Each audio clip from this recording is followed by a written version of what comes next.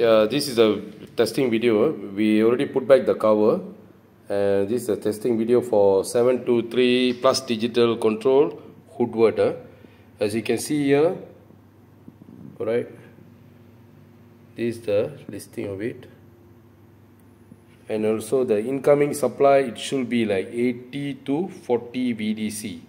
Initially the unit is no power at all, and we are going to give a supply of, okay, on.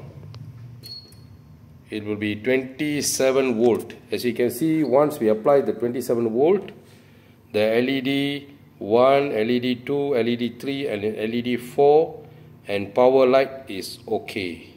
Okay, and this side, as you can see, the light is blinking. Consider it is checking. And in short while the CPU okay, the light will be on. It will take around 15 to 20 seconds. Okay, there you can see now the light is on, power okay, CPU okay. Alright, all tested.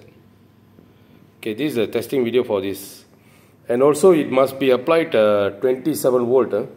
So don't apply 20 lesser than this. If you apply lesser than this, it won't on the unit. Okay, all right.